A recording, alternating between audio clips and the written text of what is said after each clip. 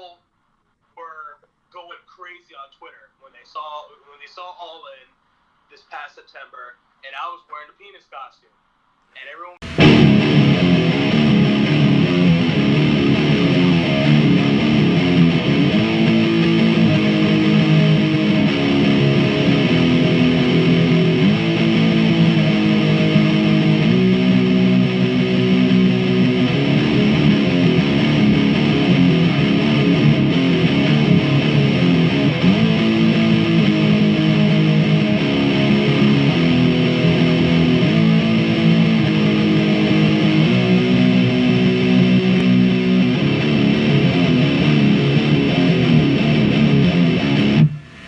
What's up, invaders? Bodyslam.net, your ultimate source for wrestling news, presents the Put Over Podcast. I am your host, The Martian. Skylar Mars here. Nice to see you guys again, invaders. Today we've got a very special episode. As you can see, I'm rocking as much blue as I could possibly find in all of my closet. As we introduce you to the fabulous fit man himself, the absolute king of Twinkie lovers, the son of the Blue Meanie, ladies and gentlemen, Big Kahuna Khan. Khan, thank you for coming on to the program, my man. Not a problem, brother. Good to be here, man. Yeah, just a fun fact stat so I can brag for a second. This is my fourth second-generation wrestler and my third to have a famous 90s dad, which I find kind of cool. That's a dumb stat, but I have it, so, considering I'm a friggin' amateur, I'm doing pretty damn well for myself. It's always something to hold on to in your heart. Oh, yeah. So good to see you, man. How have you been today? Good, man.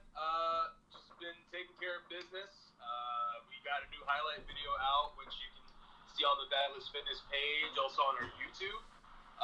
But yeah, just making sure that everyone gets to see it and what we're all about. And that's all 2019 is going to be. All 2019 is going to be is just a highlight for Fabulous Fitness. Yep. Just show what we got. See where it takes us along this ride. 2018 was a hell of a year. 2019 is going to be the same, even better. Did you guys just get started last year as a team? Yeah. So we got started. I want to say, it was WrestleMania last year. As everyone went to WrestleMania weekend, I believe it was in New Orleans. We decided, you know what, man, this is the time. No one's in Florida right now. We're gonna go to a Florida show. We're gonna kill it, which we did. We were pretty freaking what's the word? We were pretty spoiled when we first started, and we got everything started pretty damn good. So. How did you guys end up meeting up to form this Fabulous Fitness tag team? We went to the same school. We went to Team 3D Academy, and basically bonded from there. We did everything together. We did our evaluation to get into advanced class. We pretty much trained together, the whole way. And one day we decided, let's go to the store. And so the Fabulous Fitness thing was supposed to be cotton candy. And what had happened was, I'm like, you know what, man, cotton candy before eating it, before a hot tag, that sounds absolutely awful. Why not this Twinkie, which was still a bad idea. But yeah, that's basically how that started. We went to the store one day at a full day of training, and then we had advanced class, which we had a match, and then Fabulous Fitness was born right with that Twinkie. So, even if it's only one Twinkie, that's gonna weigh you down for a match. It's sometimes it's brutal. Sometimes it's like, because it's basically my power up. So when the hot tag happens, I gotta get the Twinkie, but. Sometimes, man, it's just like, it's all stuck in your throat. But it's all for the love of the Twinkie, so it's all good. Have you been a big Twinkie fan your whole life? To an extent. Not as much as I am now. But to an extent, for sure. God, didn't they announce, the stop of the Twinkie just a couple years ago? Imagine, if it hadn't come back, things would be totally different now. It'll probably still be like Ding Dongs or something. Something hostess related. I know something hostess related. So you trained at Team 3D Academy. I'm gonna tell a quick story real quick. The reason Big Kahuna is coming onto the show now is because he happened to see my interview with Billy Gunn from my old show, Mars TV. This is technically the same show, but now produced by bodyslam.net, which you guys can check out. I'm done plugging. So Team 3D, I've also talked to Austin Gunn, Billy's son, who also trains there. You guys see it as a pretty good school. It's given you some success thus far. I didn't hear that last part. I'm sorry. You guys are repping Team 3D. Yes. We basically with Austin Gunn, we trained with them as well. He's pretty cool. Oh, speaking of Austin Gunn. Austin, what up, brother? Yeah, he's a pretty cool dude, man. We've all pretty much met at Team 3D. Billy Gunn pretty much being Billy Gunn, being the best he can be to help us get ready for pretty much anything this wrestling business has to throw at us. So absolutely. Where are you calling from now? Right now I'm in Orlando. Orlando isn't and Team 3D is in Florida, right? Or is it in Georgia? I don't. Yeah, Team 3D is in Kissimmee, Florida. Yeah, so right, not that far, about 40 minutes away. Why did you choose Team 3D to go to? Now, it's funny because when I first started wrestling, obviously I had the whole weight. I still have the whole weight problem and all that good stuff, but definitely not as bad as I used to have. That's for sure. And one day I did see this advertisement from Bubba Ray Dudley. I went to Twitter. I saw that they had a thing going on, like a $9.99 WrestleMania special, whatever the case is. And I'm like, you know what, man? Honestly, it's time to pull the trigger. It's time to pull the trigger. But something just kept holding me back. I'm like, dude, this is a really stupid idea. This is really, really stupid. So I guess a day passed by. I guess I missed the sale. I totally forgot about it. And I tweeted something really dumb like, oh man, like, it's too late now. What can I do?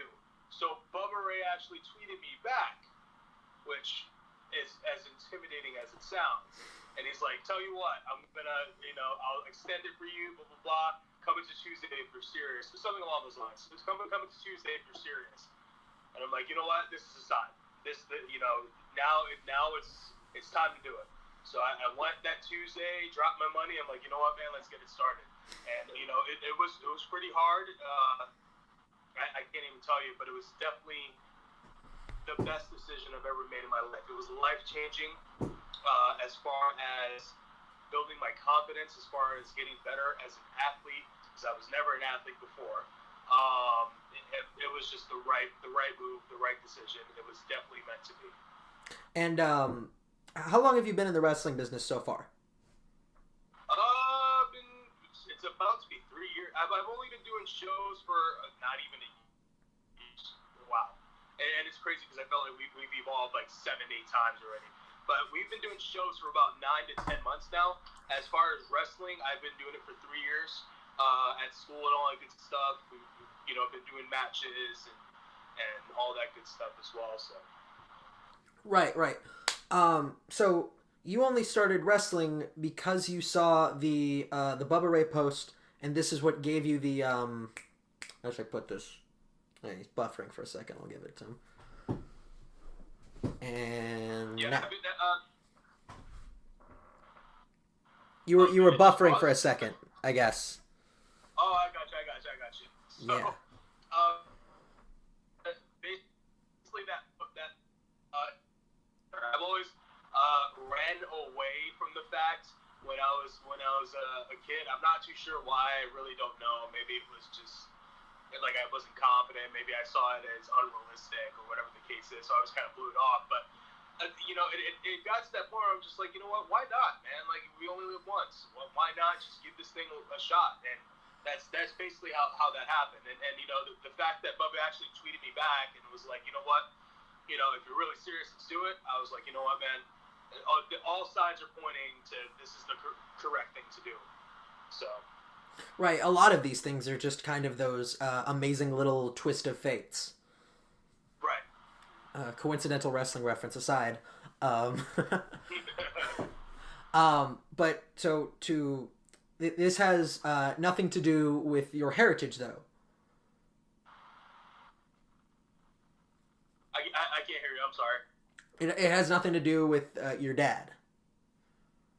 Yeah, of course. I mean, but like it was still one of those things where I just kind of threw it away. I was like, you know what, man? it's so unrealistic.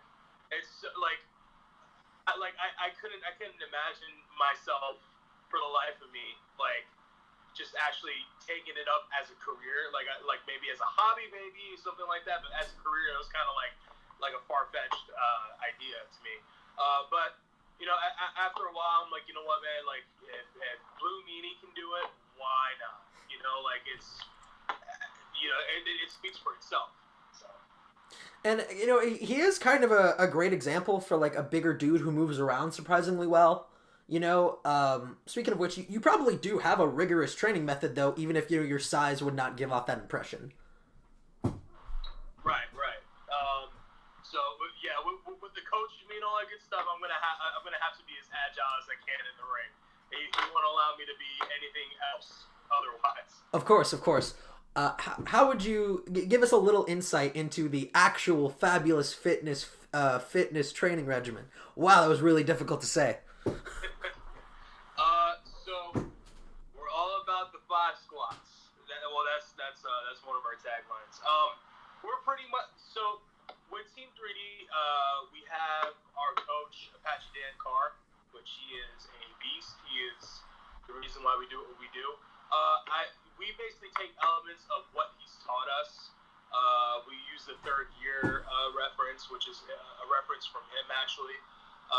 We use the pretty much anything that he does. So basically, the exercise regimen is kind of like CrossFit in a way. We kind of like put ourselves in a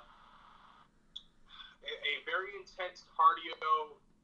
He calls it ME, which is I totally forget. So something evaluation, and basically we challenge ourselves to do all these crazy things and all that good stuff. Like for example, we'll use a wrestling ring for the most part. Like we'll go ahead and run into the wrestling ring, slide in, hit the ropes. Basically do an in and out, which is basically like you're kind of going out in the Royal Rumble and stuff like that. Right. We kind of do like 10 sets of those things. Like anything that you see at the WWE Performance Center, essentially, that's what Dan gets us to do. Because basically he wants us to be the top condition we can be.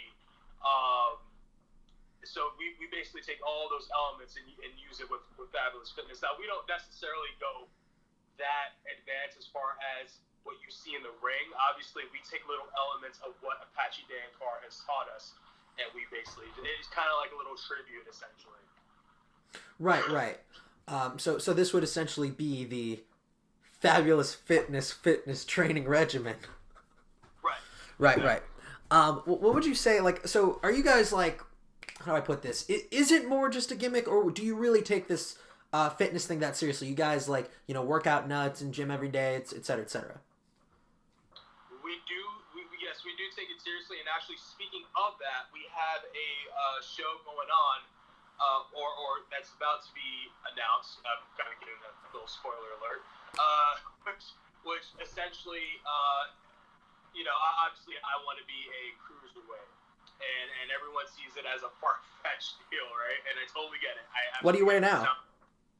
What's that? What do you weigh now? Solid 300. Woo! Yeah, solid 300.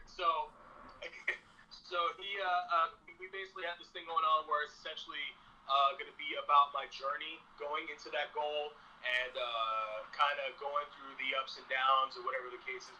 Kind of like a little mini Biggest Loser kind of thing. I love it. So that's going to be something that we do in 2019. That should be pretty dang fun. So, but yeah, basically I kind of got off track there. But yeah, we basically do what you see, essentially. Of course. Pretty high energy in the ring and all that good stuff. Keep the crowd pumping and all that good stuff. So. Yeah, I've always been a huge fan of cruiserweight wrestling. Being a guy who's only 5'9" and 190 pounds, that's always been a big influence on me. Do you take a lot of influences from cruiserweight wrestling, trying to become a cruiserweight, or is this more or less just a fitness goal? As far as like I always watch the old school stuff, right? They kind of like the Eddie Guerreros, Dean Malenko's, Chris Jericho, you name it. Those guys were pretty much what I grew up with, like crazy cruiserweight wrestling. that they would do these things, or like your jaw drops because you're just like, man, like I wish I could do these things. Like you're always inspired no matter what match you watch with Eddie and Ray, or Dean and Ray, or whatever combination. So yeah, basically it is influential with those guys. Like if there was anything I would take as craft and put it all together, it would be those guys. Well, of course. I mean, you just described, I mean, three of the best, like, both in-ring and, like, personality type of all time, let alone cruiserweights. Like, that's, I feel like those were kind of all givens. I mean, though we could go and talk about that all day. I mean, who doesn't love Eddie Guerrero, Dean Malenko, and Chris Jericho?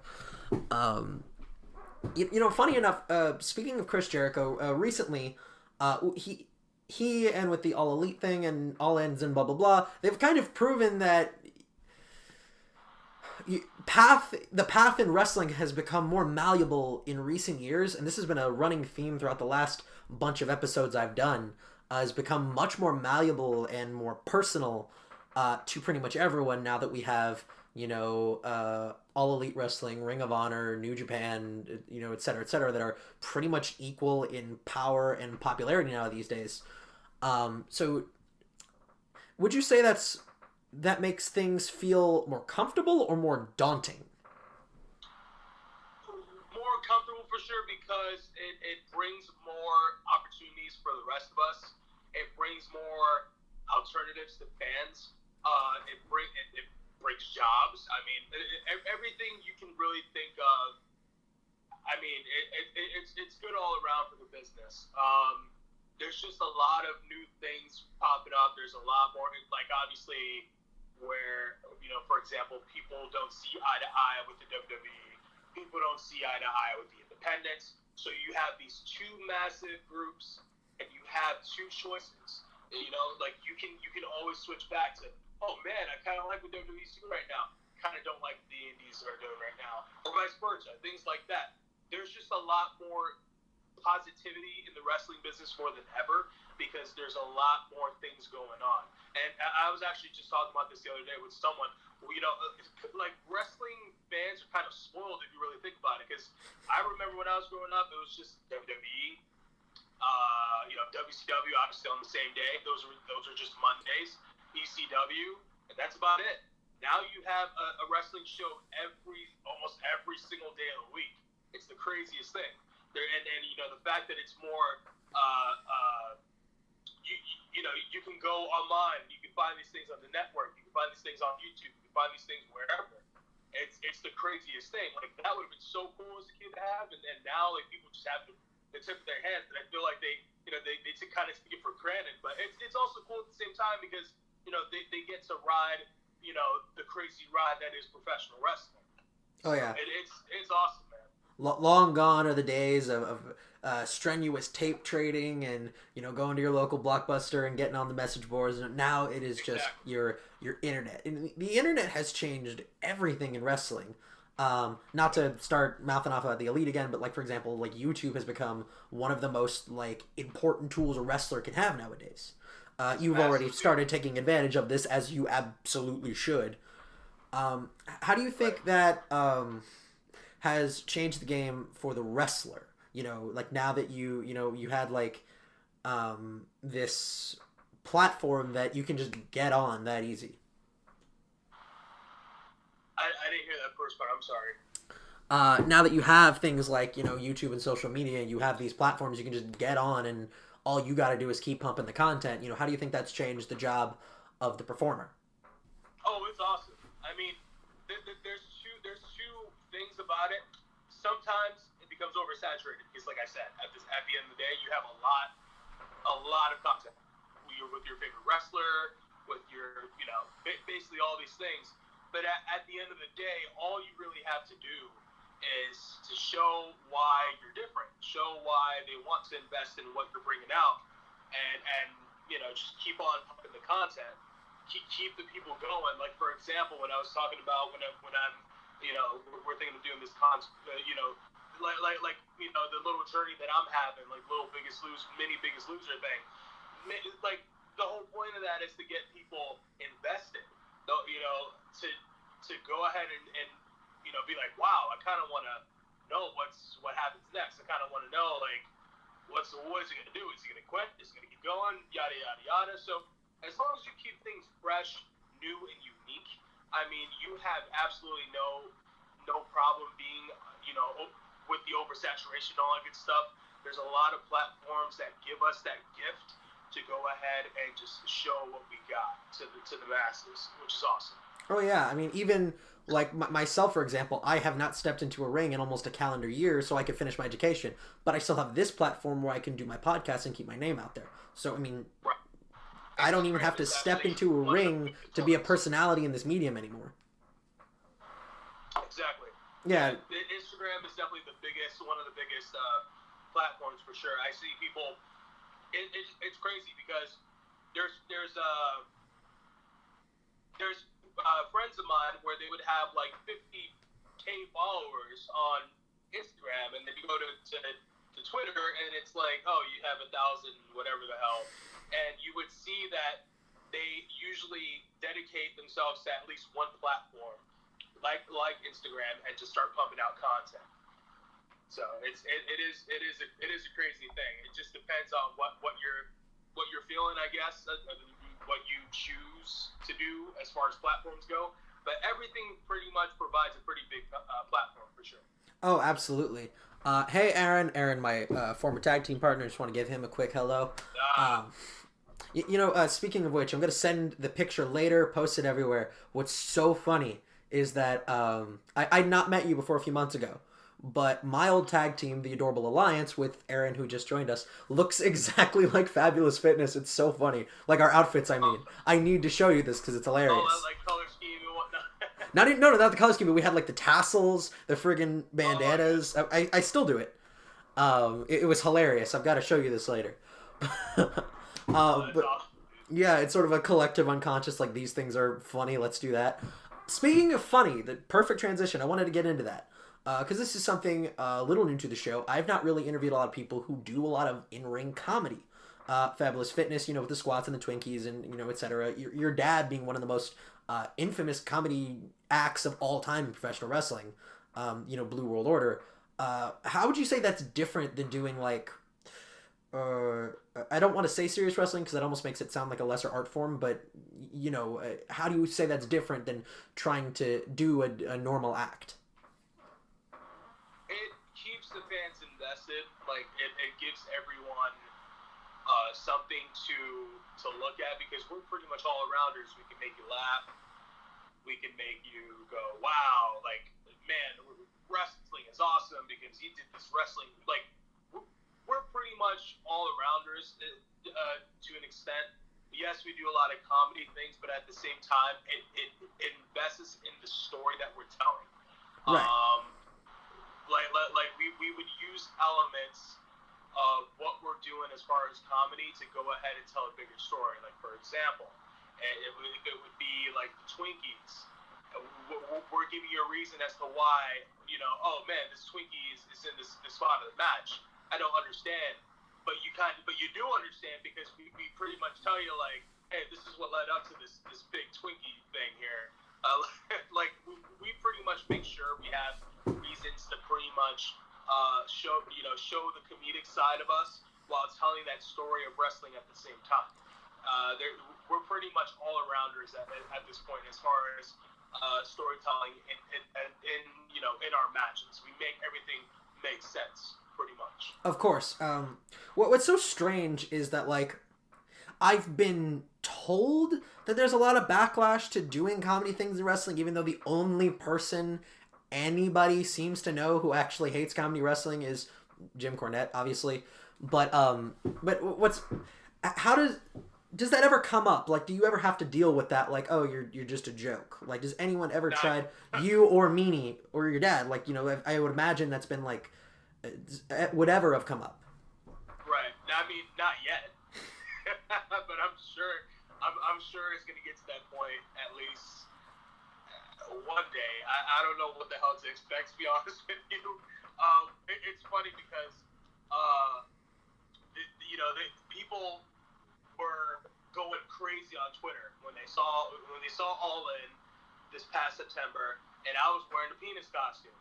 And everyone's going nuts. It's like, dude, you're in a penis costume. What the hell? I'm like, dude, who gives a crap?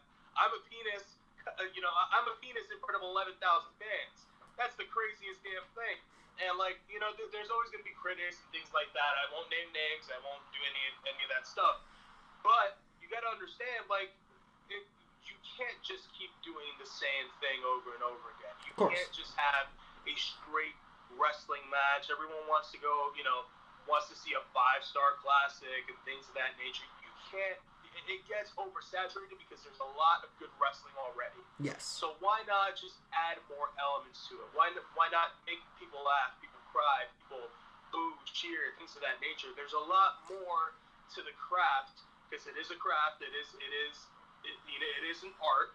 Why not just show all these things that you can do versus doing one style of wrestling? Of course. There's a lot more things you can do to get the people invested. Right. And this isn't a new concept, I mean, there's been comedy wrestling about as far as wrestling has existed. Wrestling started in the circus. We shouldn't be surprised by these things, Right.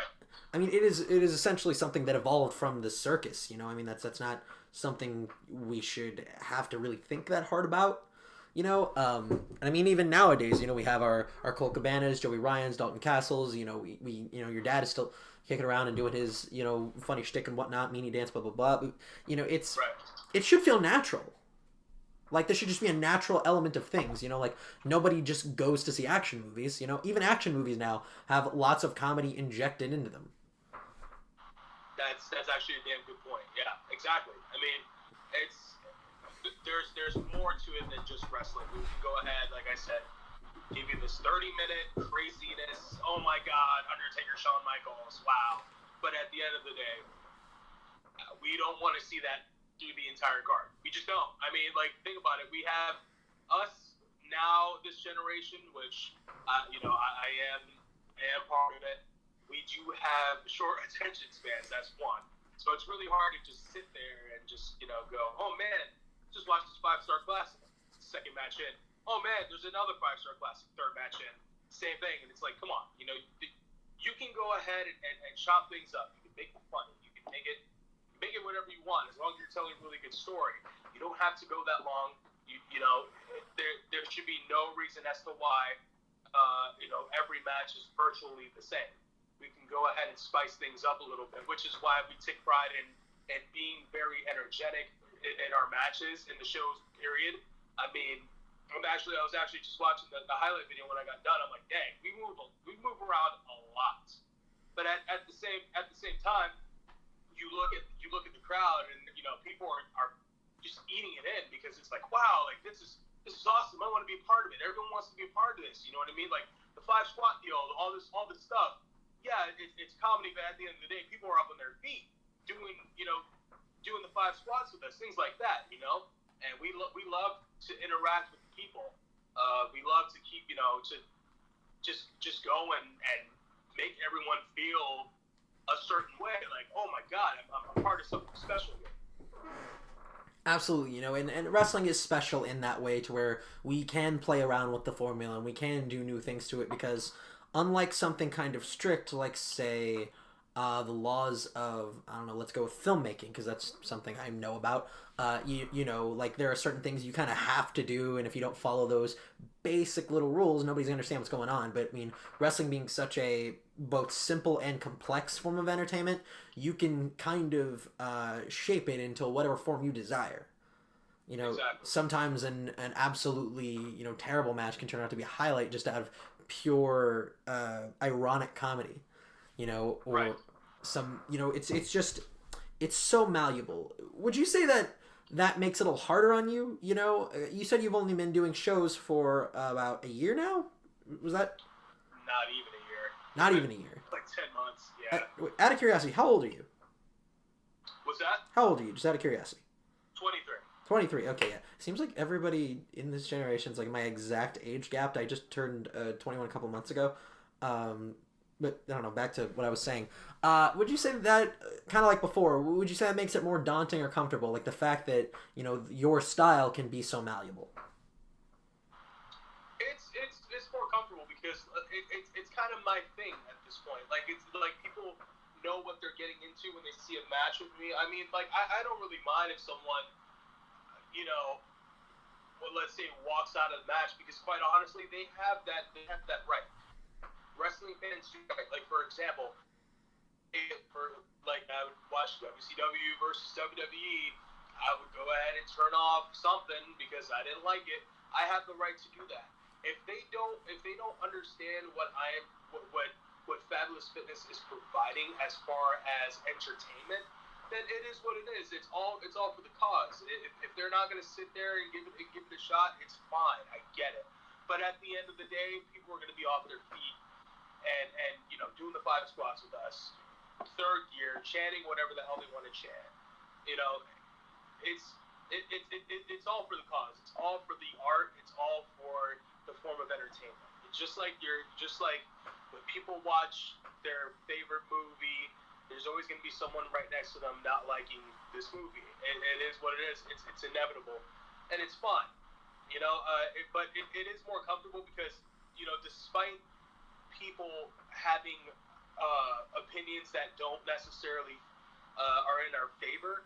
At the same time, we're only going out there doing what we can do and pretty much providing the best product that we can provide to the people. Right. And that's I think that's a good point to end on because this is usually the time limit I put so I can give you guys plug time. Big Kahuna, thank you for coming on to the show. I mean, it was good talking to you. Really nice to know you, man. Thank you for coming on to the program. Plug time. What you got, man? What do you want to tell the people to check out? Ooh. I was just seeing the different dates. Let me see here because I'm actually on my computer at the same time. Let me see if I can show some dates here. Oh, actually, so Platinum Pro Wrestling is going on. Seasons Meetings 3. That's going to be at West Palm Beach, Florida. It's going to be on January 19th, so this Saturday coming up. We are facing Big and Swole. I've actually never met these guys. Wow, that is kind of a perfect matchup right there. Big and Swole versus Fabulous Fitness. What the hell? Yeah, it's crazy. There's another one in Orlando, Florida. I actually finally get to go ahead and wrestle in Orlando because I actually live in Orlando now. And people always ask me, "Oh, what's going on? Like, well, why don't you do matches here?" But now I have a match.